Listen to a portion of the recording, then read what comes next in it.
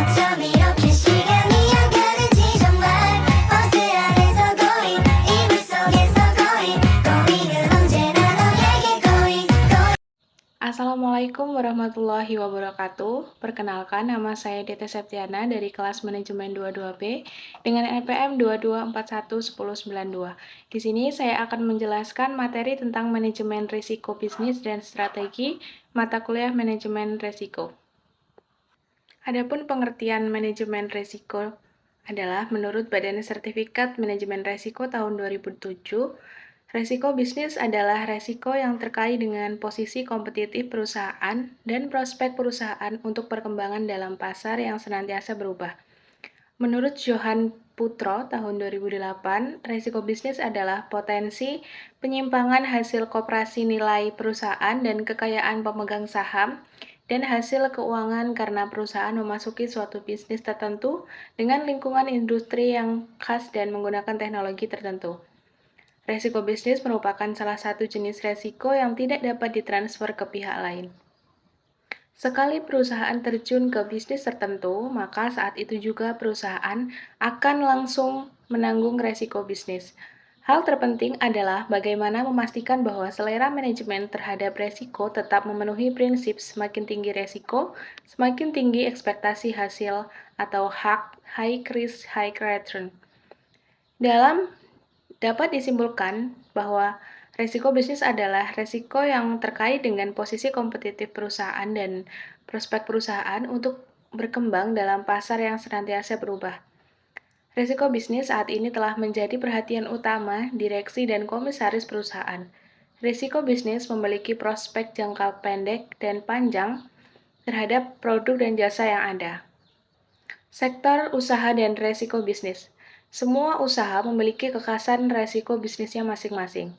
Kunci kesuksesan menghadapi risiko adalah adanya pengendalian dan sikap kehati-hatian dalam berusaha. Ketika sebuah usaha baru dimulai, pengusaha disarankan untuk memiliki referensi dan pengalaman sebanyak mungkin. Referensi bisa didapat dari rencana bisnis perusahaan, sehingga kegagalan dalam berbisnis dapat diminimalkan.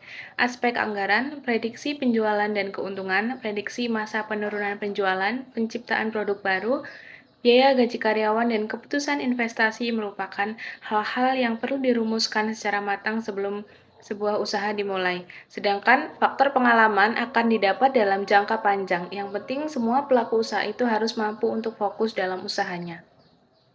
Penerapan manajemen risiko bisnis. Penerapan manajemen risiko bisnis bagi perusahaan yang ideal minimal terdiri atas beberapa cakupan. Adanya pengawas aktif dari Dewan Komisaris dan Direksi, adanya kebijakan dan prosedur manajemen risiko, serta penetapan limit risiko, adanya proses identifikasi pengukuran, pemantauan, dan pengendalian risiko, serta sistem informasi untuk risiko bisnis, dan yang terakhir adanya sistem pengendalian Pengawasan aktif Dewan Komisaris dan Direksi. Kewenangan dan tanggung jawab Dewan Direksi dan Komisaris. Direksi dan Komisaris memiliki kewenangan dan tanggung jawab menyusun dan menyetujui rencana bisnis dan mengomunikasikan kepada penjabat atau pegawai perusahaan pada setiap jenjang organisasi. Direksi bertanggung jawab dalam penerapan manajemen risiko bisnis termasuk menjamin bahwa sasaran bisnis yang ditetapkan telah sejalan dengan misi dan visi perusahaan. Direksi berwenang memberikan persetujuan terhadap rencana bisnis serta melakukan tindakan berkala. Direksi harus menetapkan satuan kerja atau fungsi yang memiliki kewenangan dan tanggung jawab yang mendukung perumusan dan pemantauan pelaksana perencana bisnis. Direksi bertanggung jawab untuk memastikan bahwa manajemen risiko bisnis telah diterapkan secara efektif dan konsisten pada seluruh level operasional terkait di bawahnya. Dalam hal direksi mendelegasikan sebagai bagian dari tanggung jawab kepada penjabat eksekutif dan manajemen di bawahnya. Pendelegasian tersebut tidak menghilangkan kewajiban direksi sebagai pihak utama yang harus bertanggung jawab. Selanjutnya ada sumber daya manusia. Perusahaan harus menerapkan sanksi secara konsisten kepada penjabat dan pegawai yang terbukti melakukan penyimpanan dan pelanggaran terhadap ketentuan ekstern dan intern serta kode etik internal perusahaan. Selanjutnya ada organisasi manajemen resiko bisnis. Seluruh unit bisnis dan unit pendukung bertanggung jawab membantu direksi menyusun perencanaan dan implementasi rencana bisnis. Unit bisnis dan unit pendukung bertanggung jawab memastikan bahwa praktik manajemen resiko bisnis dan pengendalian di unit basis telah konsisten dengan kerangka manajemen resiko serta keseluruhan dan unit bisnis serta unit pendukung telah memiliki kebijakan, prosedur, dan sumber daya untuk mendukung aktivitas kerangka manajemen risiko bisnis.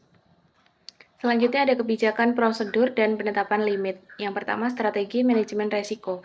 Dalam menyusun rencana bisnis, perusahaan wajib memahami kondisi lingkungan bisnis, ekonomi, industri di mana perusahaan beroperasi termasuk bagaimana dampak perubahan lingkungan terhadap bisnis, produk, teknologi, dan jaringan kantor perusahaan. Yang kedua adalah kebijakan dan prosedur.